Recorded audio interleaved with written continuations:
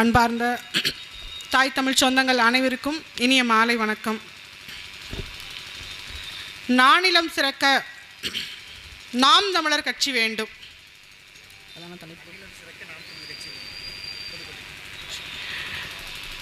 நானிலம் சிறக்க நாம் தமிழர் கட்சியின் ஆட்சி வேண்டும். ஏன் நானிலம்னா முதல்ல என்ன அது தெரியணும்ல. எங்களுக்கு தெரிஞ்சதெல்லாம் மலையும் மலை சார்ந்த இடமும் குறிஞ்சி, அது தமிழர் ஆட்சியில். மலையும் மலை சார்ந்த இடமும் குவாரி, இது திராவிடர் ஆட்சி. காடு காடு சார்ந்த இடமும் முல்லை. எங்களுக்கு காட்டில் மேய்ச்சல்ங்கிறது தொல்லை. நெய்தல் கடலும் கடல் சார்ந்த இடமும், அது காட்டுப்பள்ளி துறைமுகத்துக்கு. இது ஏதோ மேடையில் வெட்டியா வேலை வெட்டி இல்லாமல் ஒரு கூட்டம் பேசிக்கிட்டு இருக்கு அப்படிதான் அந்த சுற்றி இருக்கிறவங்களுக்கெல்லாம் தோணும். ஏன்னா அப்படி தானே வருஷம் வருஷம் வாக்கு செலுத்தணும்னு வரும்போதெல்லாம் யாருக்கு போட்டீங்க? குறிஞ்சியை குவாரியாக மாற்றணும்னு தானே வாக்கு செலுத்துனீங்க. இந்த எங்கள் ஐயா கருணாநிதி பாவம் கஷ்டப்பட்டு தண்டபலத்தில் உருண்டு பிறண்டு கள்ளக்குடின்னு பேர் மாற்றினாரு. அந்த மனுஷன் உண்மையாக உருண்டாரோ புரண்டாரோ இல்லை பொய்யா நடிச்சாரோ இல்லையோ, ஒப்புக்காது உருண்டாரா இல்லையா? அந்த பேரை டால்மியான்னு தானே இன்ன வரைக்கும் சொல்கிறீங்க. எப்பா திமுக காரனே கருணாநிதியோட தியாகத்தை மதிக்கலப்பா. அவனே மதிக்கல, நீ ஏன் தூக்கிட்டு திரியிற உன் தலையில்? எதுக்கு உனக்கு இந்த வேண்டாத வேலை? அவன் தெளிவா இருக்கான். திமுக கட்சியில அதிகாரத்தில் இருக்கவன் அத்தனை பேரும் தெளிவா இருக்கான். எனக்கு அப்புறம் என் பிள்ளைக்கு இந்த சீட்டை பத்திரமா பாதுகாத்து கொடுத்துட்டு போகணும்னு. அவன் சீட்டை பாதுகாத்து கொடுத்துட்டு போகணும்னு நினைக்கிறானே, இந்த நிலத்தை பாதுகாத்து கொடுத்துட்டு போகணும்னு நீங்க நினைக்க மாட்டேங்கிறீங்க. உங்க பிள்ளைகளுக்கு காற்று வேணாமா? இந்த சிமெண்ட் ஃபேக்டரியை வச்சுக்கிட்டு எத்தனை இன்னைக்கு போய் எல்லாரும் போய் முழு உடல் பரிசோதனை செஞ்சு பாரு, அத்தனை பேருக்கும் நுரையீரல் பிரச்சனை இருக்கும். சுத்தே குவாரி. கேட்டா என்ன சொல்லுவோம்? வேலை வாய்ப்பு கிடைக்குது இல்லைங்க, இந்த பகுதியில் இருக்கிறவங்களுக்கு நாங்கள் வேலை கொடுக்குறோம்னா. வேலை கொடுத்து என்ன பிரயோஜனம்? அந்த வடிவே சொல்ல அம்மன் ஜல்லிக்கு பிரயோஜனம் இல்லை. வாசல்லே கடையை திறந்து வச்சிருக்கான். நீ சம்பள கவரை வாங்கின உடனே அங்கிட்டு அதை வாங்குறதுக்கு ஒருத்தர் கவுண்டர் வச்சிருக்கான் சாராய கடையில். இந்த பாரு, அந்த கம்பெனிக்கு வேலைக்கு போறவங்க கூட்டத்தை விட அடிச்சு பிடிச்சி எங்க அண்ணன் தம்பி உரம் டாஸ்மார்க் வாசல்ல நின்றுகிட்டு இருக்காங்க. கண்கொள்ளா காட்சியா இருந்துச்சு. இந்த மாதிரி காட்சியெல்லாம் உங்க ஆட்சியில மட்டும்தாயா சாத்தியப்படும்.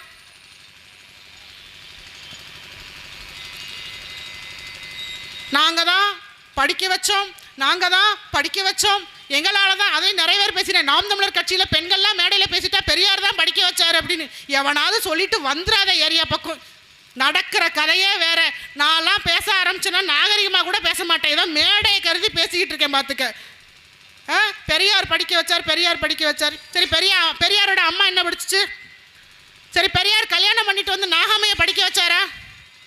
இப்போ எத்தனை பேர் எங்கள் சூரிய வம்சத்தில் எங்கள் சரத்குமார்லாம் தேவயானிய கலெக்டர் ஆக்கலாம்?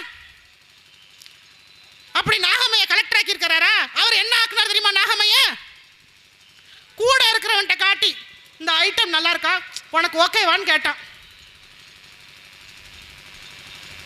கட்டின மனைவிய எங்க யாராவது தப்பா பார்த்தாலே ஒரு ஆம்பளைக்கு துடிக்குமா துடிக்காதா? துடிக்கும்ல. எதை வேணாலும் தாங்கிக் கொள்வோம். அப்ப அங்கிருந்து ஒரு படி ஒருத்தர் இறங்கி கட்டின மனைவி, ஏய் உன்னை நம்பிதானே அந்த பிள்ளை கழுத்து நீட்டி இருக்கும், உன்னை நம்பிதானே கழுத்து நீட்டி இருக்கும். அந்த பிள்ளைக்கு கொடுக்க முடியாத பாதுகாப்ப நீ யாருக்கு கொடுத்துருப்ப?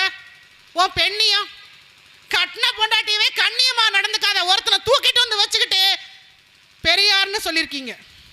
இப்போ நான் பேசிட்டா இதை வேற மாதிரி திருப்பாங்க.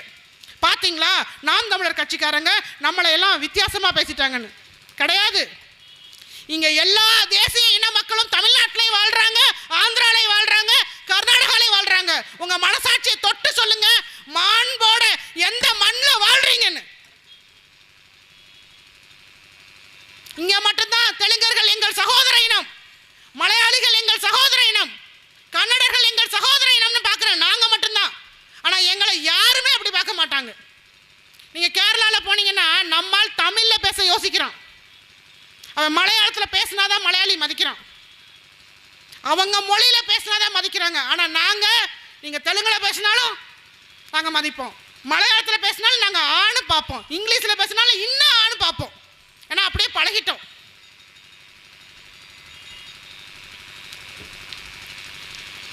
எந்த ஒரு நாசகார திட்டமும் எந்த மாநிலத்துக்குள்ளேயும் அவ்வளவு எளிதாக நுழைய முடியாது. ஆனா இங்க ஈஸியா நுழைய முடியும். ஏன்னா அந்தந்த மாநிலங்களை அந்தந்த மொழிவழி தேசிய இனத்தின் சேர்ந்த மக்கள் தான் ஆள்றாங்க. இது நியாயமான விஷயம் தானே? இதை எங்களோட பேசிட்டு போனாங்களே எங்க அண்ணன் கரிகாலன் சொன்னார் இல்லையா, என்ன வாழ வச்ச இந்த பூமி இந்த மண்ணுக்கான அரசியல் தமிழ் தேசியம் தான். அந்த மாண்பை நாங்க மதிக்கிறோம். எங்களோட அதிகமா எங்க அண்ணன் கரிகாலனை மதிக்கிறோம்.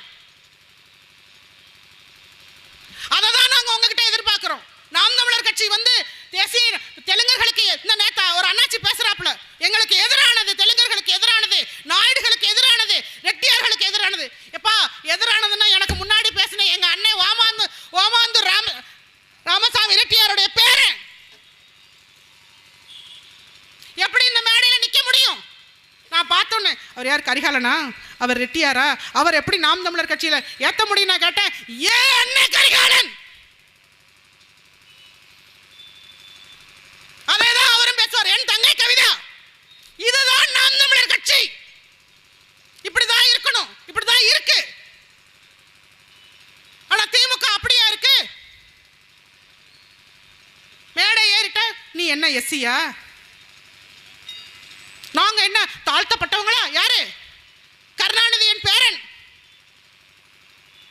அப்போ சிந்தனையிலேயே சாக்கடை இழந்திருக்கு. நீ என்ன மக்களுக்கு நீ சரிசமமா பாப்ப? சமூக நீதின்ற வார்த்தையை உபயோகிக்க கூட உங்களுக்கு அருகதை கிடையாது. ஆனா நீங்க இந்த மண்ணுக்கு சமூக நீதியை கத்து கொடுத்தேன். உங்களுக்கு தான் பகுத்தறிவுக்கு அறிவுக்கே பஞ்சம், பேரு அறிவாலயம், அறிவுக்கு பஞ்சம். ஆனா வளர்த்தது என்னவோ பகுத்தறிவை. என்ன சொன்னாலும் நம்ம நம்புவோம் அப்படின்னு நம்பிக்கிட்டு இருக்காங்க. 64,000 கோடியில லீடிங்ல ஒரு மந்திரி இருக்கார், இந்த மண்ணின் மகன். 44 லட்சம் கொண்டு போய் கோயில் உண்டியில போடுறாரு. ரொம்ப வேண்டாம், உங்க மக்களுக்காவது வீட்டுக்கு 50,000 கொடுத்துருக்கலாம்ல. திருப்பதி வெங்கடாச்சலபதி வேண்டானா சொல்ல போறாரு, வேண்டான்னு சொல்ல போறாரு. எப்பா அந்த உண்டியலோட டைரக்ட் பலன் இங்கே தான் கிடைக்கும். இந்த மக்கள்கிட்ட கொடுத்துருக்கலாம்ல, நீ எங்களுக்கு தர வேண்டாம் ஐயா, எங்களுக்கு தர வேண்டாம். உங்களை நம்பி மனவாடுன்னு ஓட்டு போட்டாங்கல்ல, அதுக்காவது இந்த மக்கள் கொடுத்துருக்கலாம்ல. ஏன் மூக்க சுத்தி வளைச்சு திருப்பதியில போய் தான் உண்டியல போடுவீங்களா? அவ்வளவுதான் மனசு. அப்பயாவது திருந்துங்க, அப்பயாவது திருந்துங்க. இங்க வாழ்றது நீங்க தானே வாழ்றீங்க. இப்ப என்ன சொல்லி ஓட்டு கேட்க வருவாங்க? அப்பவும் மனவாடனே ஓட்ட போட்டுருவீங்க. இன்னொரு பக்கம் சிறுபான்மையின் பாதுகாவலன் திமுக சொல்லும். என்னைக்கியா யாரை பாதுகாத்துச்சு? அவங்க கட்சிக்காரனே அவங்க பாதுகாக்கிறது இல்ல. கனிமொழியை தவிர அங்க எந்த பெண்களாவது உள்ள போயிட்டு வெளியில வர முடியுமா? யாருக்கு பாதுகாப்பு? திமுக. யாருக்கு பாதுகாப்பு? யாரெல்லாம் தனக்கு பாதுகாப்புன்னு ஓட்டு போட்டாங்களோ இன்னைக்கு அவங்கெல்லாம் தான் ரோட்ல இறங்கி போராடுறாங்க. எந்த வாக்குகளை வாங்கி ஆட்சியில் உட்கார்ந்தாங்களோ அவங்கெல்லாம் போராடுறாங்க. திருப்பி யாரெல்லாம் ரெடியா இருக்கீங்க மறுபடியும் ஏமாறுறதுக்கு? வார்த்தைக்கு வார்த்தை, நான் கலைஞரின் மகன் அந்த மனுஷன் உண்மையைத்தான் சொன்னாரு, நம்பாதீங்கன்னு மறைமுகமா சொன்னாரு. நீங்க தான் ஏமாந்து நிக்கிறீங்க. வார்த்தைக்கு வார்த்தை சொன்னாரே, கலைஞரின் மகன். சுதாரிச்சிருக்கணும், சுதாரிக்கல. இந்த தேர்தலையா சுதாரிச்சுக்கங்க. அவங்களுக்கு தெரிஞ்சதெல்லாம் மக்களை அணுகுவதற்கு ஒரே வழி, எல்லா பிரச்சனைக்கும் தீர்வு 1000 ரூபா, எல்லாத்துக்கும் 1000 ரூபா. ஏன்னா அவங்கள்ட்ட சொல்றதுக்கு கொள்கை கிடையாது. கேட்ட திராவிடம், நேற்று வரைக்கும் திராவிடம்னா உருட்டினாங்க. திராவிடம் என்பது அது ஒரு மொழி குடும்பம், திராவிடம் என்பது அது இங்கே இருந்து இப்படி போய் அப்படி யூட்டர்ன் அடிச்சு என்னென்னமோ சொன்னாங்க கதை. கடைசியாக எங்கள் ஐயா ஸ்டாலின் இந்த நடந்துச்சே இந்த கல்யாணம் இதுதான் திராவிடம்னாரு. கடைசியாக நேற்று சுற்றி சொல்வார், எங்கட சுத்தினாலும் முளைக்குச்சிக்கு வந்து தானே ஆகணும். இந்த வந்துட்டாங்க. திராவிடம்னா என்ன, நீ தெலுங்கரதா சொல்ற. இதைத்தான் நாங்களும் சொன்னோம். பிறமொழியாளர்கள் எங்களைப் போல எங்களோடு இணைந்து வாழ்வதற்கு உங்களுக்கு எந்த முகமூடியும் தேவையில்லை. ஆனால் எங்களை ஏமாற்றுவதற்கு ஒரு முகமூடி இருக்கின்றால் அதன் பெயர் திராவிடம் அப்படின்னு சொன்னோம். இந்த வந்து சொல்லிட்டார். அவர் சொன்ன அளவுக்கு கூட நாங்க சொல்லல. ஓப்பனா மேடையில பேசுறாங்க, நாம் தமிழர் கட்சியை அடிச்சு உடைப்போன்றாங்க. நீ வா, நாங்க ரெடி. நீ கட்சியை அடைச்சு உடைக்கிறியா, வா. என்ன சீமான பேசுறது? இங்க இருக்கணும். எங்களை மாதிரி ஆட்களை தாண்டறதுக்கு ஒன்னால முடியாது சார். 4வது கட்டம் 5வது கட்டத்தையும் ஒன்னால தாண்ட முடியாது ராஜா. நீ அங்க போக வேண்டாம். எங்க அண்ணன் சீமான் வரைக்கலாம் வாய்ப்பு இல்லை உனக்கு. இங்கே தாண்டு பார்ப்போம். கட்சியை உடைப்பையா அடிப்பியா என்றாவது நாம் தமிழர் கட்சி மேடையில இது மாதிரி யாரையாவது ஓப்பனா மிரட்டி பார்த்துருக்கீங்களா? இவ்வளவு தைரியமா தமிழ் தேசிய பிள்ளைகள் போய் நாங்க ஆந்திராவில் பேச முடியுமா? கர்நாடகாவில் பேச முடியுமா? முடியாது இல்லையா? ஆனா நீங்க தமிழ்நாட்டில் பேச முடியுதுன்னா எங்களுடைய மாண்பது.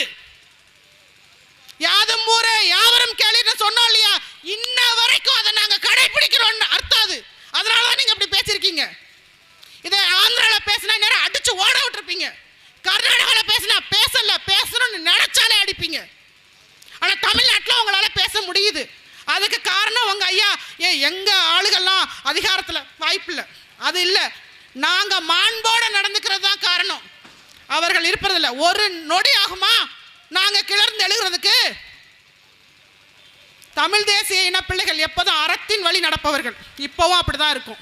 அதை கற்றுக் கொடுத்த அந்த மனிதன் அப்படி.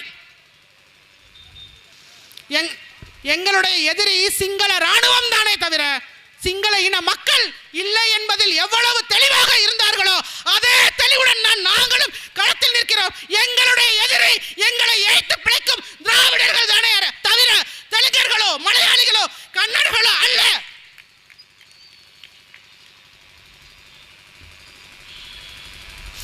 இதுல தெளிவா இருந்துக்கங்க. நான் மறுபடியும் சொல்றேன், சாராய கடையை திறந்து வச்சா ரெட்டியார்களுக்கும் திறந்து வச்சிருக்கான், நாயுடுகளும் உள்ள போலாம். Open for all. இதான் நீங்க தத்துவம். அழிஞ்சா 21 வயது பார் வாசல் எழுதி போட்டிருக்கான். 21 வயது உள்ள விடலாம். அது வரைக்கும் அதை பத்தி சிந்திச்சுக்கிட்டே இருக்கலாம். முன்னாடி திருமண வயது 21, வாக்களிக்கும் வயது 18ன்னா இப்ப மதுவை குடித்து உங்கள் மரணத்திற்கான வயது 21 அறிவிச்சிட்டு இருக்கான். யாருக்கு? தமிழர்களுக்கு மட்டுமா? எல்லாருக்கும் தானே. ஓட்டு போட்ட எல்லார் வீட்டு பிள்ளைகளும் குடிக்கலாம். 21 வயது ஆயிருச்சுன்னா ஓபன் ஃபார் ஆல்.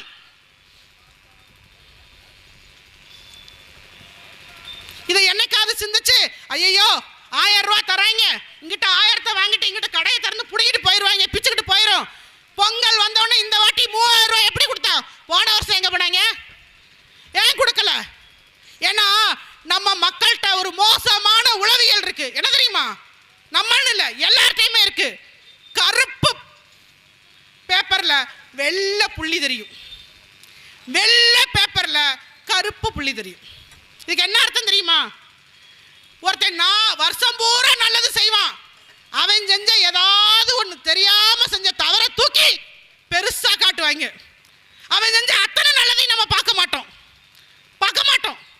ஆனா வருஷம் பூரா கெடுதல் பண்ணுவான். இந்த தேர்தல் வரும்போது 3000 தரேன், 5000 தரேன், ஓட்டுக்கு 10000 தரேம்மா. அந்த கருப்பு பேப்பர்லாம் மறைஞ்சு அந்த ஒத்த புள்ளி இருக்கு பாருங்க, வெள்ளை புள்ளி, அதான் கண்ணுக்கு தெரியும். இதுதான் மோசமான உளவியல். சரி, நீங்க தேர்தல் வந்து காசு வாங்கிட்டு ஓட்டு போடுறீங்களே, யாருக்கு? ஓ பிள்ளைய நாளைக்கு அவங்க பாசையில சொல்லணும்னா குடிகாரன்னு சொல்லக்கூடாது. மதுப்பிரியர்கள் உங்கள் பிள்ளைகளை நாளைய இந்தியாவின் தூண்களான மது பிரியர்களாக மாற்றக்கூடியவர்களுக்கு நீங்க வாக்கு செலுத்துறீங்க. போதையின் பாதையில் போகாதீர்கள் அப்படின்னு சொன்னீங்களே நைனா, ஸ்டாலின் நைனா, இது ஏமி நைனா? இது கடை இங்கே வச்சிருக்கீங்க, எதிர்த்தாப்புலே கம்பெனி வச்சுட்டு கடையை வச்சீங்கன்னா சம்பள கவர் எப்படி நைனா வீட்டுக்கு போகும்? கடைக்கு தானே நைனா போகும். அப்புறம் பள்ளிக்கூடத்து பக்கத்துல திறந்து வச்சுருப்பாங்க. நான் ஏற்கனவே சொன்னேன், அந்த நீங்கள் பார்த்துருப்பீங்க, சத்திரம் பஸ் ஸ்டாண்டு பக்கத்தில் ஈஆர் பள்ளிக்கூடம் இருக்கும். பள்ளிக்கூடத்துலேருந்து இப்படி கிராஸ் பண்ணி திரும்பின உடனே அந்த பையன் அந்த பஸ் ஸ்டாப்புக்கு வரணும்னா அந்த சாராய கடை வாசலில் தான் பஸ் ஸ்டாப்பு. பேருந்து நிறுத்தம். அதை விட முக்கியம், அறிஞர் அண்ணா, திராவிட தத்துவத்தை தாங்கி பிடித்த அண்ணா சிலை இங்கே இருக்கும். அண்ணா அப்படி குனிஞ்சு புத்தகத்தை விரிச்சு படிச்சுக்கிட்டு இருப்பாரு. அப்படித்தான் நான் ரொம்ப நாளாக நினச்சிக்கிட்டு இருந்தேன், குனிஞ்சு அண்ணா புத்தகம் படிச்சுக்கிட்டு இருக்காரு. அப்புறம் தான் கூர்ந்து கவனிச்சப்ப தெரிஞ்சு, சாராய வித்துத்தா ஆட்சி நடத்தணும்னா நான் துண்டை உதறி தோல்ல போட்டுட்டு போயிடுவேன்னு சொன்னா அண்ணாக்கு எதிர்த்தாப்புல கடையை திறந்து வச்சிருக்கேன். அவர் வெக்கப்பட்டு தலையை குனிஞ்சிருக்கிறாருன்னா அன்னைக்கு தான் தெரியும். சொந்த கட்சிக்காரங்களே அண்ணா அண்ணா என்ன சொன்னாரோ அதை மதிக்கல. ஆனா பாருங்க, அண்ணாவின் வாக்கிற்கிணங்க அண்ணாவின் வாரிசுகளாக அண்ணா சொன்னதை என்னைக்காவது நீ கேட்டிருக்கீங்களா? ஒரு பொண்ணா என்னைக்காவது கனிமொழி மற்ற பெண்களை பத்தி எதிர்கட்சியாக இருக்கும்போது எவ்வளவு பேசும்? எங்க அக்கா கனிமொழி வாய்கிலேயே பேசும். விதவைகள் எண்ணிக்கை அதிகமாக இருக்கிறது, ஊன்னு விட்டா அந்த அவங்கள விட அதிகமாக எங்க அக்கா மேடையில் ஒப்பாரி வச்சுச்சு. இப்ப நீங்க தான் விதவைகளின் எண்ணிக்கை அதிகமா இருக்குன்னு சொன்னீங்களேமா அப்படின்னு அந்த டயலாக முடிக்கிறதுக்குள்ள ஓடிடுது. வந்தே பாரத் எக்ஸ்பிரஸை விட கனிமொழி வேகமா போகுதான். கேள்வி கேட்டுட்டா.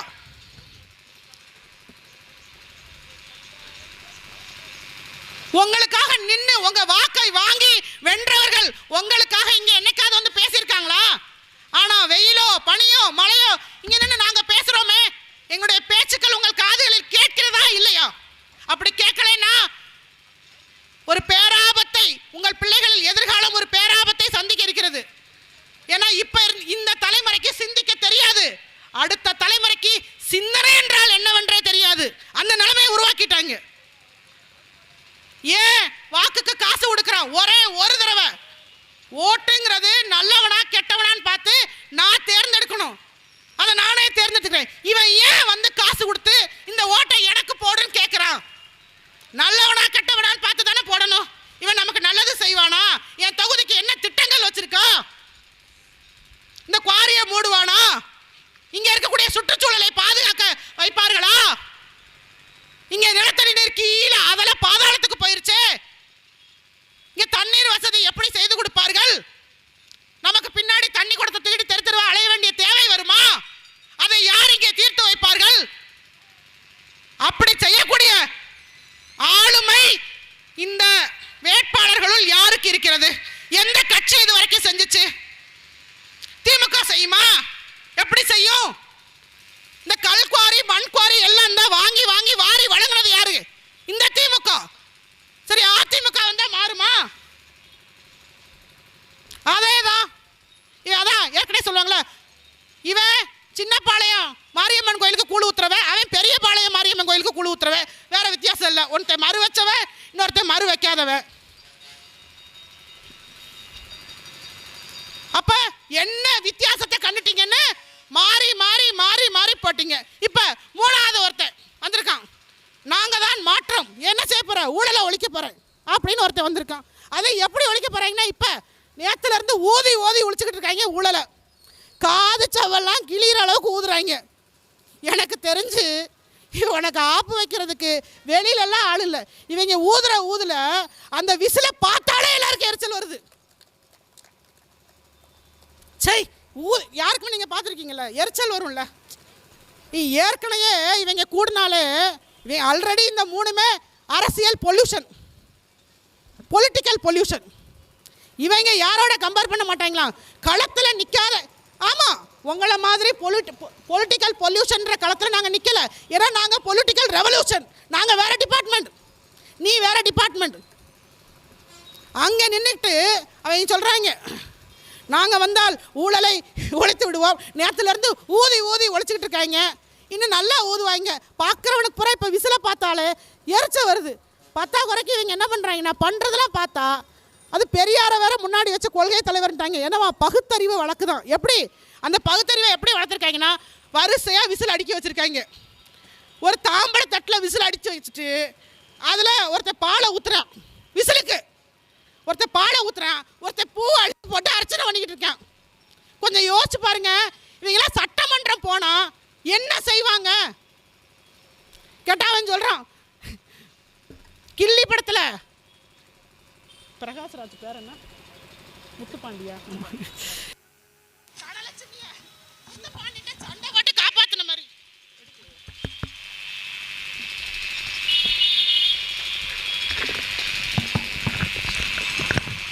முத்துப்பாண்டிட்ட சண்டை போட்டு தனலட்சுமியை காப்பாத்தின மாதிரி தமிழ்நாட்டை காப்பாத்திடுவாங்களாம். சரிப்பா, 41 பேர் சாகும்போது அங்க இருந்தவங்க எல்லாம் போராடி அதுல ஒரு 4-5 உசுரை காப்பாத்திருக்கலாமே, ஏன் பண்ணல? எடுக்க முடியல.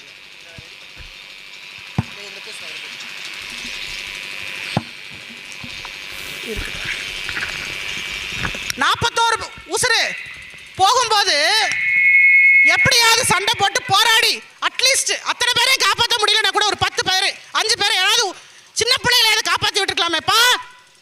சரி, நீ போக வேண்டாம், ஸ்பாட்டுக்கு போக வேண்டாம், அங்க போய் கூட நின்றுக்கலாம். சரி, நீ போனா கூட்டம் வரும். ஓ, கூட்டத்தில் முகம் தெரியாதவன் எத்தனை பேர் இருக்கான், அவன்கிட்ட சொல்லியிருக்கலாம்ல, எப்பா பாத்தீங்களா நம்ம சரியா நடந்துக்கலன்னா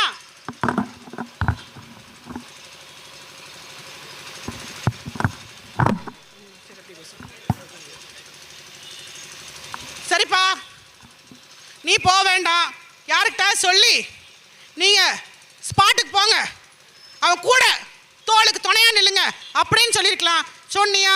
சொல்லலை. ஆனால் அதையெல்லாம் விட்டுட்டு 41 பேர் உயிர் போயிருக்கு. உண்மையிலே எனக்கு வேதனையா இருந்த விஷயம் என்னன்னா, நம்முடைய வரலாறு எப்படிப்பட்டதுன்னா, நீங்க புறநானூறு படிச்சிருப்பீங்க. நம்ம ஆளுகளுக்கு சொல்லணும்ல, எல்லாருமே படிக்கிற பிள்ளைங்க, நான் பொதுவாக சொல்றேன். நம்முடைய முன்னோர்கள் பெண்கள் எப்படி சொல்லுவாங்கன்னா, புளிய முறத்தாலே அடிச்சு விரட்டின வீர தமிழச்சி அப்படின்னு ஒரு வரலாறு இருக்கு. சரி, நம்ம படிச்ச வரலாறுன்னு பார்த்தா இந்த இந்திய நிலப்பரப்பிலேயே போராடி வெள்ளைக்காரனை எதிர்த்து சண்டை போட்டு வெள்ளைக்காரனை வென்ற ஒரே வீர பெரும்பாட்டி எங்களுடைய வேலுநாச்சியார். எப்படிப்பட்ட பெண்கள் நம்முடைய வரலாறு என்பதை பார்த்துக் கொள்ளுங்கள். ஆனா இப்ப நம்ம பெண்களுடைய வரலாறை எப்படி கொண்டு வந்து நிப்பாட்டிட்டாங்கன்னா, என் பய போனாலும் பரவாயில்லப்பா, அவர் வரணுப்பா, தலைவரா வரணுப்பா. இந்த மங்கையர்களும் திலகங்களையா நம்ம சமூகம் வந்து வளர்த்து விட்டுருக்குது. அதை விட கொடுப்பேன் அந்த அம்மா பேசுறது. அப்படின்னா இன்னொரு அம்மா சொல்லுது, என் பிள்ளைங்க 2 பேரும் உயிரை கொடுத்துட்டு அவரை பக்கத்தில் பார்க்குற பாக்கியத்தை எனக்கு கொடுத்துட்டு போயிருச்சு கணிச்சு. உண்மையிலேயே நெஞ்சே வெடிச்சிருச்சு. இதையெல்லாம் கேட்கணும்னு நமக்கு தலையெழுத்தா அப்படின்னு எங்க இருக்கு காலம்? பச்சை பிள்ளைங்க பார்த்து பார்த்து வளர்த்த பிள்ளைகளை ஒரு நடிகனை பார்த்துட்டு அப்படி என்னங்க செஞ்சுட்டாரு அந்த நடிகை? 1.5 லட்சம் பேரை கொன்னு குவிக்கும் போது ஒரு கையெழுத்து போடியா? நம்ம இடத்தை கொன்னுகிட்டு இருக்காங்க, சத்து சுடாமாகிட்டு இருக்காங்க. அப்பாவும் மகனும் ஒரே ஒரு கையெழுத்து என்ன கெட்டுரும்? நீ தானே டிவியில எங்க மக்கள் செத்தாலும் ஓடி போய் காப்பாத்துறிய அப்படின்ற நம்பிக்கையில தானே உன்ட கையெழுத்து வாங்க வந்தாங்க. போட மாட்டேன்னு சொல்லிட்டாங்க. நீ யாருக்கு ஆதரவா நின்ன அன்னைக்கு? இன்னைக்கு படம் ரிலீஸ் ஆகுது அப்படின்னா என் இடத்தை கொன்ன ராஜபக்சேவின் மகன் நாமல் ராஜபக்சே உனக்கு வாழ்த்து சொல்றான். இவன் யாரு? ஆனா தமிழர்கள் புறா அவன் பக்கத்துல போயிட்டு அவன் என்னமோ தேவ தூதன் மாதிரியும் ஒரு கவர்ச்சி நடிகை மாதிரி அங்கே போய் நிற்கிறேன். அவனை போய் ஆணு பார்க்கறதுக்கு கீழே போய் நின்றுட்டு அந்த பார்க்கணுன்ற ஆசை வேற. ஆனா பிள்ளைய பறி கொடுத்தவங்க சொல்லும்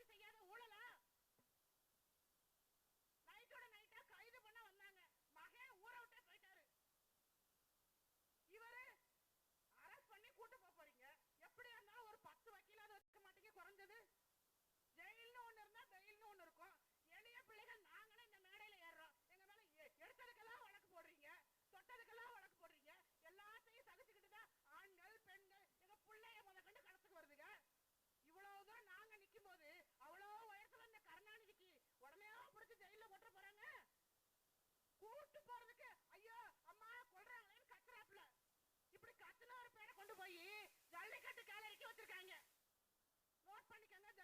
ஜல்லிக்கட்டு மாடுபடி வீரர்கள் யாராவது அங்கங்க நின்னீங்கன்னா இதெல்லாம் பாத்துக்கங்க. இதை விட இந்த ஜல்லிக்கட்டை அவமானம் வேற எதுவும் கிடையாது. கருணாநிதி பேர் வச்சது நூலகமா கருணாநிதி, பேருந்து நிலையமா கருணாநிதி, எல்லாமே கருணாநிதியாலதான் தமிழ்நாட்டுல நடந்துச்சு.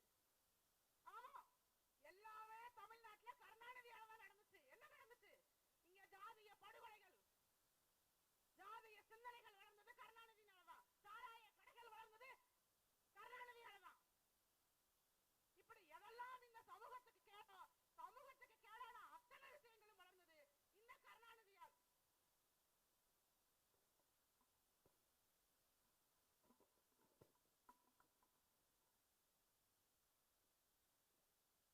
ஆனா ஒவ்வொரு தேர்தல் வரும்போது நம்ம யாரை தேடுவோம்? இன்னும் 5 வருஷம் இவன் வச்சு செஞ்சுட்டானா அடுத்த வருஷம் அவன் வச்சு செய்யறதுக்கு நம்ம வாய்ப்பு கொடுப்போம். அதைத்தான் ஒவ்வொரு வருஷமும் பண்ணிக்கிட்டு இருக்கோம். நாடுனா மக்கள், ஒரு நாடு அங்க வந்து தேர்தல் வருது அப்படின்னா அந்த மக்கள் பத்தி ஒரு சிந்தனை அடிப்படை சிந்தனையாவது கொஞ்சம் பார்த்துக்கணும். அதுக்கு அடிப்படையில அறிவு இருக்குது. முதல்ல ஆட்டே போடுறது மட்டுமே அறிவு. அவங்கிட்ட போய் ஏமாறுறீங்க. ஒருத்தருக்கு கம்பராமாயணத்தை எழுதினவர் சேக்கிலார் இருந்தாரு. அவரை ஒரு அறிவு தீவு நினைச்சு வாக்கு செலுத்தி விட்டு போவீங்க. இன்னொருத்தரு அது என்ன முயற்சின்மை, முயற்சி திருவினையாக்கும், முயற்சின்மை இளமை புகுத்து விடுன்றாரு. ஒரு சாதாரண திருக்குறள், அதுக்கு அடிப்படைக்கு அர்த்தமே தெரியல. ஆனா இவங்க முதலமைச்சர் சீட்ல உட்காரலாமா? ஆனா நாங்க மருத்துவர் ஆகணும்னா நீட் எழுதணும், நாங்க இன்ஜினியர் ஆகணும், இந்த கல்லூரிக்கு போனா ஜேஇ எக்ஸாம் எழுதணும், ஆசிரியர் ஆகணும்னா டெட் எழுதணும். அதை விட கொடுமை ஒரு மாநில உரிமை பேசுறாங்க. இன்னைக்கு என்சிஆர்டி சொல்லிட்டாங்கன்னு சொல்லிட்டு டெட் வந்து கம்பல்சரி. எங்க ஏற்கனவே பணியில் இருக்கக்கூடிய ஆசிரியர்கள்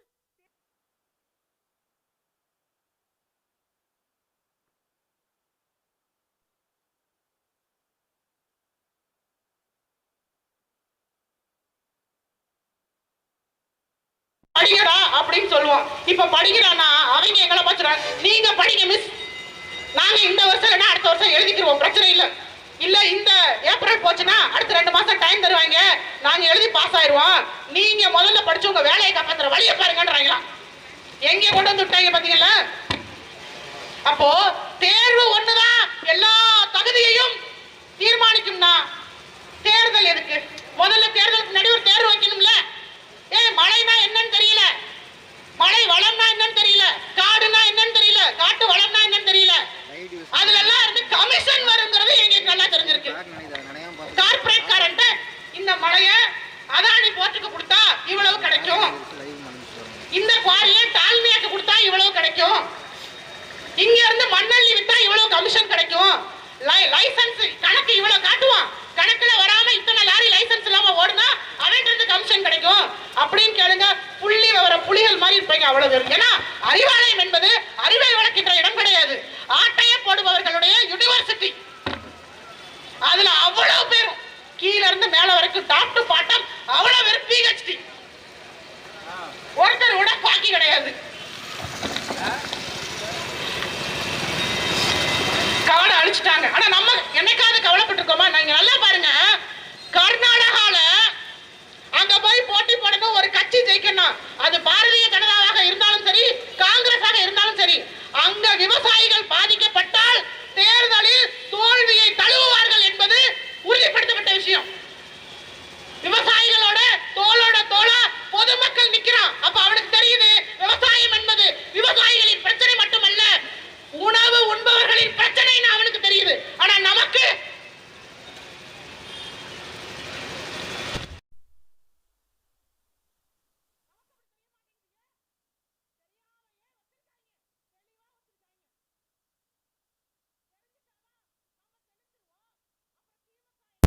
அதிமுக எங்க இருக்குன்னு அவங்களுக்கு தெரியும். அதனாலதான் நாம எங்க இருக்கணும் அவன் ஒவ்வொரு முறையும் தீர்மானம் பண்றான்.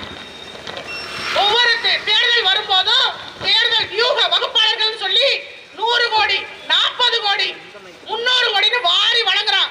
அவன் ஒண்ணு பெருசாலாம் வியூகம் வைக்கிறது இல்ல. என்ன வியூகம்னா மக்களை எப்படி எளிமையாக ஏமாற்றலாம், என்னென்ன சொன்னா ஈஸியா ஏமாறுவான், இதுதான் ஸ்ட்ராட்டஜி. இத சொல்றதுக்கு 500 கோடி 1000 கோடி கொடுக்குறாங்க. கரும்பு காட்டுக்குள்ள கான்கிரீட் தரைய போட்டு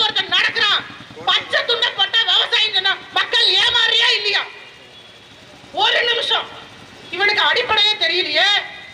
இவரை விவசாயம் எப்படி நம்புறது? சாதாரண மக்கள் வேண்டாம், விவசாய சங்கங்களை பார்த்து கேட்கிறேன். நீங்க வேற கூட போய் நின்னீங்க. இவர் உங்களுக்கு செய்வாருன்னு கடைசியில் என்ன பண்ணாரு? இங்க ஒரு ஆளுக்கு தண்டனை, அங்க ஒரு ஆளுக்கு குண்டர் சட்டம். இதே ஆளு 8 வழிச்சாலைக்கு கூட நின்று போராட்டம். 8 வழிச்சாலை போடணும், 7 வழிச்சாலை போடணும்னு நினைக்கிற நீங்க ஏன் இந்த சாலையெல்லாம் சரியா இல்ல இதை போடணும்னு நினைக்க மாட்டேங்கிற? திருச்சிக்குள்ள எனக்கு தெரிஞ்சு நகர்ப்புற வளர்ச்சித்துறை அமைச்சர் எங்க ஐயா நேரு இருக்கிறார். அவர் சொந்த தொகுதி மேற்கு தொகுதி இருக்கு. இருக்கிறதுலே ரொம்ப மோசமா இருக்கிற தொகுதி அந்த தொகுதி தான். ஆனா ஒட்டுமொத்த திருச்சியுமே ஒரு 1/4 மணி நேரம் மழைக்கு தாங்காது. ஆனா ஏன் இந்த சாலையெல்லாம் சரி பண்ணணும்னு தோணாத உங்களுக்கு 8 வழிச்சாலையை போட்டே திரும்பணும்னு என்ன வேண்டுதல்? ஏன்னா அந்த ரோடு எங்க போடல. இந்த அடிப்படையை புரிஞ்சுக்கணும். இது எல்லாமே கார்ப்பரேட் காரனுக்காக அவ வசதிக்கு செஞ்சு கொடுக்குறாங்க.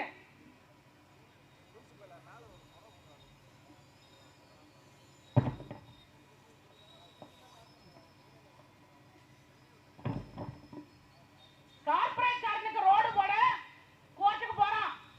இந்த ரோட போடணும், விவசாயிகள் நடத்த கொடுக்குறான், அந்த ரோட போடணும்னு. இந்த உடஞ்சு குண்டு குழியுமா கிடக்கு ரோடு. ஏன் உங்க தொகுதி எம்எல்ஏ இதை செய்ய முடியாதா?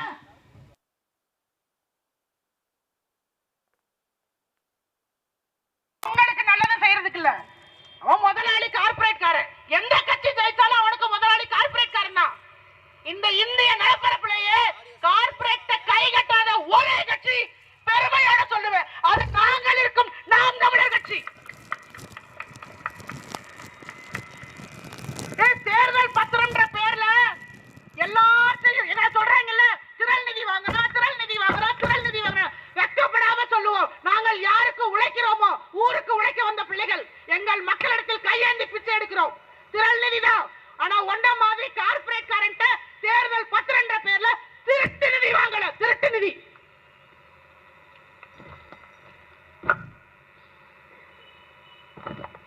இன்னொருத்தன் மாற்றம்னு வந்தான்ல ஊழல ஒழிக்க, அவன் என்ன சொல்றான்? நாங்க வந்தா ஊழல ஒழிச்சிருவோம். எப்படி எல்லாம் ஒழிப்பான்? ஏன்னா இவன் வரும்போதே பிளாக் டிக்கெட், அவனுக்கு சப்போர்ட்டுக்கு ஒரு லாட்டரி டிக்கெட், இவன் 2 பேரும் சேர்ந்து ஊழல ஒழிப்பானா? சரி, அப்போ மக்களுக்கு பிரச்சனைனா 41 பேர் சாகும் போது கூட நிக்கல, ஓடி போயிட்டான்.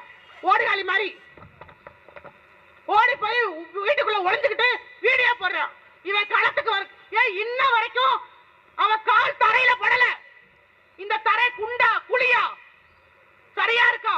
இந்த மக்களுக்கு தண்ணீர் இருக்கா? எதுவுமே தெரியாத ஒருத்தன் உனக்கு என்ன பிரச்சனைன்னு போய் சட்டமன்றத்துல பேசுவான். அதையும் சொல்றேன், அவனே சொல்லிக்கிறான், சிங்க வேட்டைக்கு தான் வரும். யோ கோட்டைக்கு வருமா? கோட்டைக்காவது வருமாயா?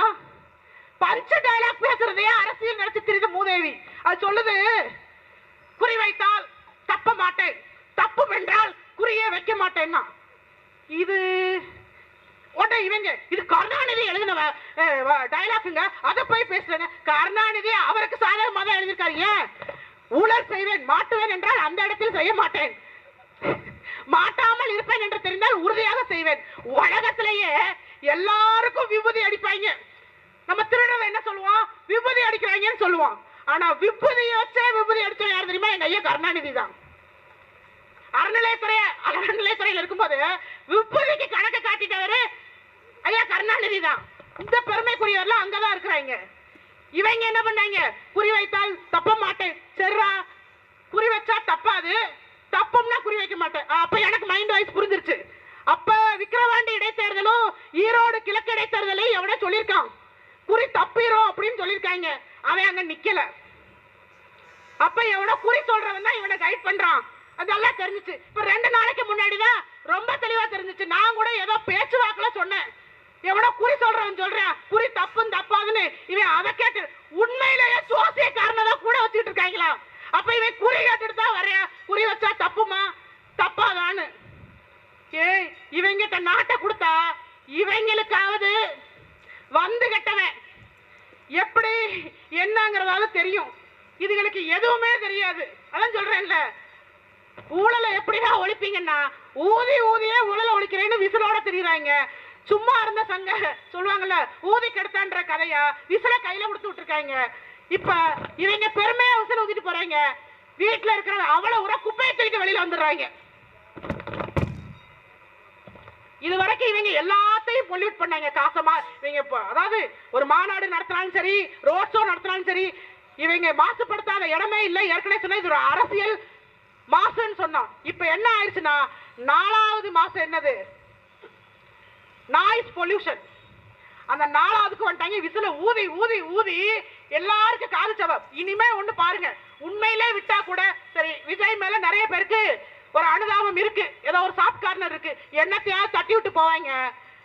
இப்ப இனிமே விசில பார்த்தாலே எல்லாருக்கும் எரிச்சு ஒரு கருவத்தை சரி இங்கே வச்சிருக்கானடா இத அப்படின்னு நினைக்கவே நான் சொல்லல, நீங்களே நினைக்க வைக்கிறீங்களா இல்லையான்னு மட்டும் பாரு. இதை எழுதி வச்சுக்க.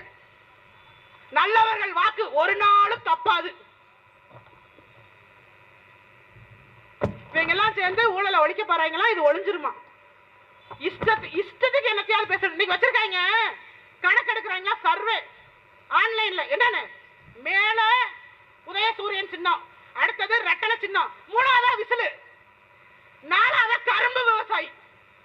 ஏன் யாருக்கு என்ன சின்னம் தெரியல? ஏன் நீ இன்னைக்கு வரைக்கும் ரெகக்னைஸ்ட் பார்ட்டி கீழ இருக்கான், லெட்டர் பேட் பார்ட்டி மேல இருக்கான்.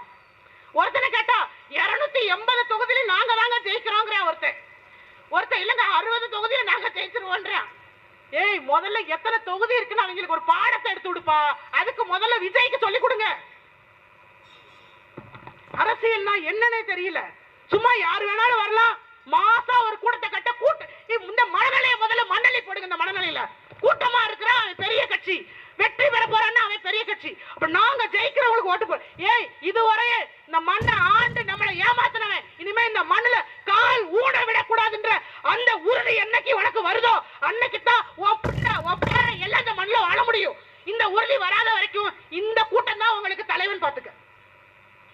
நான் முதல்ல சொல்லிட்டேன், இந்த தலைமுறைக்கு சிந்திக்க தெரியல, அடுத்த தலைமுறைக்கு சிந்தனைனா என்னன்னே தெரியாம போயிடும். அந்த இடத்தை கொண்டு வந்துட்டோம். கடவுள் வழிபாடு பகுத்தறிவு கிடையாது, அது அறிவிலித்தனம். கடவுளை நம்புபவன் முட்டாள் சொல்லி கொடுத்தவன். கதாநாயக வழிபாடு முட்டாள்தனம் ஏன் சொல்லி கொடுக்க மாட்டேங்கிறான்? அதை செய்யறவன் அதே பெரியார் தனம் தூக்கிட்டு வரான். அதே பெரியாருக்கு தனையா நீங்க வந்து மாலை போடுறீங்க, கருணாநிதிக்கு தயிர் வடை வச்சு கட்ட அடிக்கிறீங்க. கடலும் கடல் சார்ந்த இடமும் நெய்தல் நிலம், அத பரதவர் மக்கள்கிட்ட அவங்க பொறுப்புல கொடுத்து அவங்களுக்கு என்னென்ன தெரியுமோ வணிகம் அவங்கள நம்பிதான் நடந்துச்சு. இன்னைக்கு அவனை கைது பண்ணா ஏன்னு கேட்க நாதி கிடையாது. மீனவர்களை கைது பண்ணா இந்த தமிழ்நாட்டில், அதுவும் தமிழக மீனவர்கள், இந்திய மீனவர்கள் கிடையாது, தமிழக மீனவர்கள். ஆனா அவனை கைது பண்ணா இந்த நிலப்பரப்புல ஒரே கட்சிக்கிட்ட இருந்து மட்டும்தான் அறிக்கை வரும். அதுவும் நாம் தமிழர் கட்சியிட்ட இருந்து மட்டும் தான் அறிக்கை வரும். ஏன்னா எங்களை எழுதி கொடுத்திருக்காங்க, உனக்கு வலிக்காது. ஏன் அவன் ஓட்ட வாங்கி நீ ஜெயிக்கல? ஒவ்வொரு தேர்தல் ஒருவர் போவான். தேர்தல் வரும்போது கையெடுத்து கும்பிடுறவன் அடுத்த 5 வருஷத்துக்கு பக்கம் ஒரு எம்எல்ஏ காட்டுங்க. தொகுதி பக்கம் எட்டி பார்த்தோம், எம்எல்ஏ அலுவலகம்னு ஒண்ணு இருக்கும். அது எப்போ பூட்டு போட்டு நல்ல திண்டுக்கல்ல பெருசா வாங்கி பூட்டு போட்டிடுவாங்க. ஒருத்தர் வர மாட்டாங்க. ஏன் எதுக்கு தேர்தல் வருது? எதுக்கு வெல்லணும்? ஏன் இந்த தொகுதியை நீ ரெப்ரசென்ட் பண்ற? இந்த தொகுதியோட பிரச்சனை என்ன? இதெல்லாம் நீ எப்ப கேள்வி கேட்பேன்னு என்னைக்காவது நம்ம கேட்டிருப்போமா?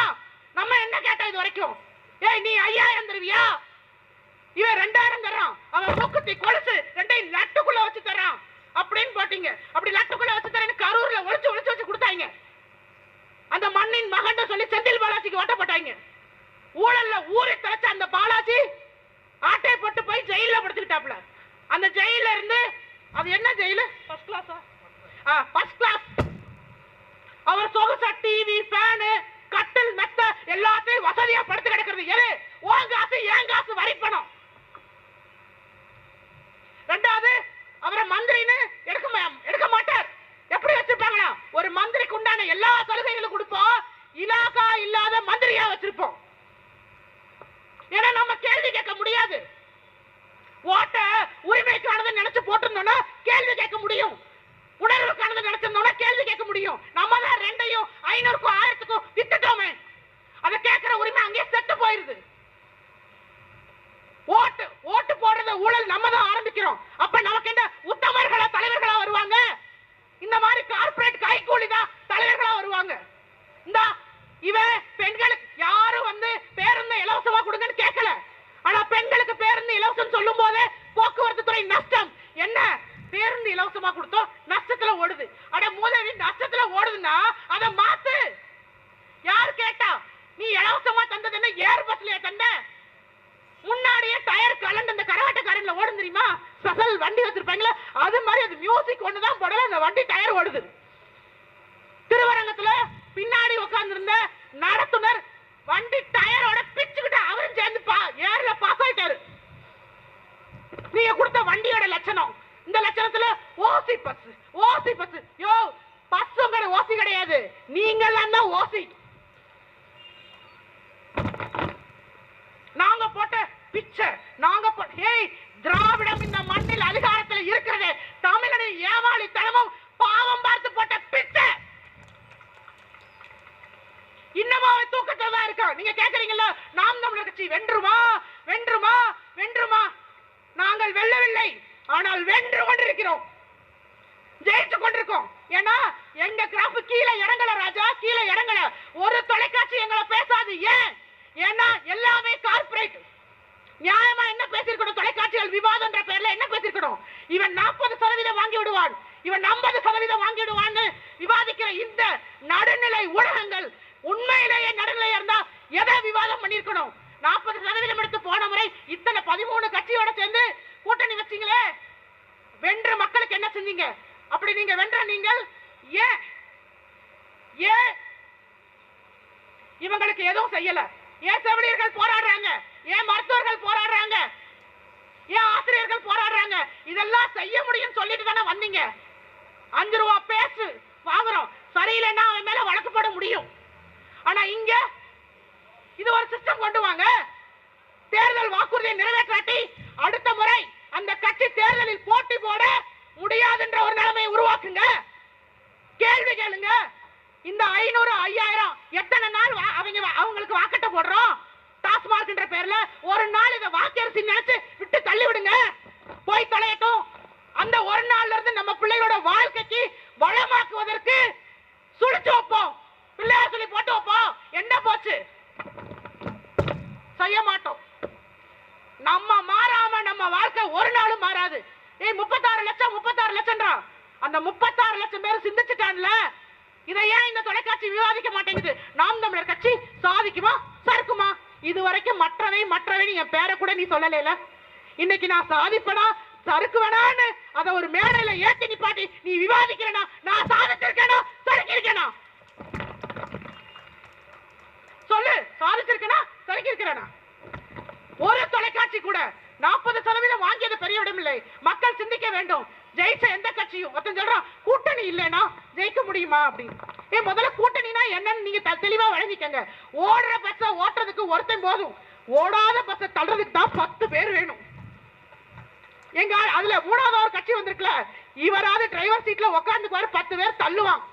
இந்த 3வது வந்த கட்சிக்கு டிரைவிங் லைசன்ஸே கிடையாது, வண்டியே ஓட்ட தெரியாது. அவனையும் உட்கார வச்சு எந்த பிரச்சனைனா இப்ப தள்ளுறதுக்கு 10 பேர் வருவான்னு எதிர்பார்த்தியா? ஒருத்தனும் வரல பாவம்.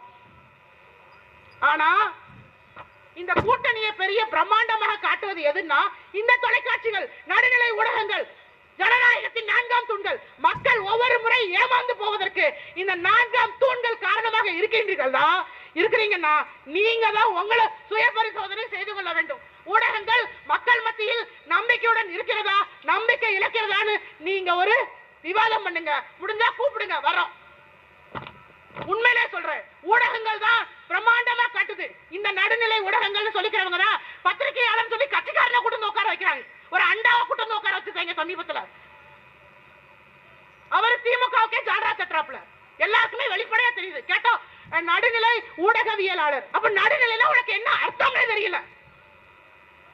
எந்த ஒரு கட்சி சார்பில்லாமலும் மக்களின் பிரச்சனையை மக்களின் இடத்திலிருந்து அணுகி விவாதிக்க தெரிஞ்ச எவனோ அவன் தான் நடுநிலை ஊடகவியலாளர். அப்படி ஒருத்தர் காட்டிட்டு பார்ப்போம். நேற்று இந்த கட்சிக்கு பேசுவான், நாளைக்கு அந்த கட்சிக்கு பேசுவான். வாடகைக்கு விடுறவனையில ஊடகவியலாளர் சொல்லி கூட்டிக் கொண்டு உட்கார வச்சு யார் அசிங்கப்படுத்துறீங்க? உண்மையிலேயே ஊடகங்கள் இருந்து இந்த மண்ணில் எத்தனையோ புரட்சிகளை உண்டாக்கிய அவ்வளவு பேருடைய தியாகத்தை கொச்சப்படுத்தாதீங்க. ஊடகங்கள் உண்மையா இருந்திருந்தா மண்ணில் நல்ல அரசாட்சி அமைஞ்சிருக்கும். ஒவ்வொரு தொலைக்காட்சியிலும் எங்க நடக்குதோ ஏது நடக்குதோ அப்படியே உண்மையை சொல்லியிருப்பான். இந்த மக்களுக்கு புரிஞ்சிருக்கும். இன்னும் பாருங்க, ஊடகங்கள் மண்டைக்குள்ள விளைக்கிற கருத்து கணிப்புன்ற பேர்ல உள்ள உட்கார்ந்துகிட்டு களத்துக்கே வராதவன் 46 உயிரை எடுத்தவனுக்கு 27% 37% கொடுக்கறீங்கன்னா ஒருவேளை உண்மையிலே இருந்தா கூட ஊடகங்கள் என்ன சொல்லிருக்கணும்? இப்படி எல்லாம் கருத்து கணிப்பு வருகிறது. இது ஒரு பேராபத்தின் அறிகுறி. இதை மக்கள் இந்த மனநிலையை மாற்றிக்கொள்ள வேண்டும். ஏற்கனவே ஜெயிச்சவங்க மண்ணில் ஒண்ணும் செய்யல. ஏற்கனவே எதிர்கட்சியா இருக்கிறவங்க எதையுமே எதிராக இருந்து பேசல. இவங்களெல்லாம் நீங்க மாத்தணும். உங்களுக்கு மாற்று அரசியல் தான் இந்த இதுதான் மாற்று சிந்தனை. இந்த கட்சி தான் இதை செய்யறாங்க. ஏன் உலகத்திலேயே கடையை திறந்து வச்சு 3வது வரவங்க கூட கடையை முடுறத பத்தி எதுவுமே பேசல. கடையை திறந்து வச்சு உயிரை குடிச்சு எடுக்கிறான், குடிக்க வச்சு உயிரை எடுக்கிறான் அத்தனை கட்சியும். ஆனா ரத்தத்தை நாங்க வாழலைனாலும் எங்க இன சொந்தங்கள் நல்லபடியா வாழணும். இலங்கையில தான் கொடுக்க முடியல, இருக்கிறவங்களையாவது ரத்தத்தை கொடுத்து காப்பாத்துவோன்னு ரத்தத்தை கொடுத்து காப்பாற்ற இந்த பிள்ளைகளை ஏமாளிகளாக பார்க்க வைத்தது இந்த தொலைக்காட்சி. ஏன் இதை பேசல? நீங்க கட் அவுட்டுக்கு பால் ஊத்தும் போது எங்க பிள்ளைங்க கைகள் பனை விதைகள் விதைத்துக் கொண்டிருந்தது, மரக்கன்றுகள் நட்டு கொண்டிருந்தது. இதையே தொலைக்காட்சி பேசல. பேச மாட்டேன். நீ பஞ்சமி நிலத்தை ஆட்டை போட்டு வச்சுக்கிட்டு வக்பு வாரிய சொத்துக்களை ஆட்டை போட்டு வச்சுக்கிட்டு இருந்த நேரத்துல வக்பு வாரிய சொத்துக்களை மீட்டு கொடுக்கணும்னு போராட்டம் நடத்துவது நாம் தமிழர் பிள்ளைகள். பஞ்சமி நிலத்தை மீட்டு கொடுங்கன்னு சொல்லி அந்த சமூக மக்கள் இல்ல, தமிழ்நாட்டில் இருக்க அத்தனை சமூகத்தையும் ஒன்றா திரட்டி ஒரே குடைக்குள் நிப்பாட்டி போராட்டம் செய்தது நாம் தமிழர் கட்சி. எவ்வளவு பெரிய ரெவல்யூஷன்! இதை மூடி மறைச்ச பெருமை இந்த ஊடகங்களுக்கு சொந்தம். அப்போ இத்தனை ஊடகங்கள் மறைச்சு செஞ்சு ஒரு பொதுக்கூட்டம் நடத்தணும்னா கையேந்தி நின்னு இங்க பேசுற இந்த பிள்ளைகளை தவிர்த்து விட்டு சென்றால் பாதிக்கப்பட போவது இந்த பிள்ளைகளோ இல்ல, உங்கள் வீட்டு பிள்ளைகளின் எதிர்காலம் பேராபத்தை நோக்கி நிற்கிறது என்பதை உணர்ந்து கொண்டு மாற்றத்திற்கான மக்களின் புரட்சியின் பக்கம் நில்லுங்கள். நாமே மாற்று, நாம் தமிழரை மாற்று என்று இந்த மண்ணில் புரட்சியாளர்களாக படித்த பிள்ளைகள், எளிய பிள்ளைகள், இங்க இருக்க யாரும் எக்ஸ் எம்எல்ஏ இந்த மந்திரி மகன் அப்படின்னு யாரும் கிடையாது. ஒன்னும் அரசியல்ல இருந்திருக்க மாட்டோம், இல்ல ஏதோ ஒண்ணு மாத்தணும்னு வந்திருப்போம். அப்படி உண்மையிலேயே நீங்க மண்ணள்ளி விற்கிறான் இந்த வண்டியில மண்ணள்ளிட்டு போற லாரியால பாதி ஓட்ட உடத்துல தெரியும். அப்படி அந்த லாரிகள் செல்லும் போது அதை தடுத்து நிறுத்துவதற்காக போராட்ட களத்தில் நின்ற என் தம்பி மகன் தான் இந்த லால்குடி சட்டமன்ற தொகுதியின் வேட்பாளர்.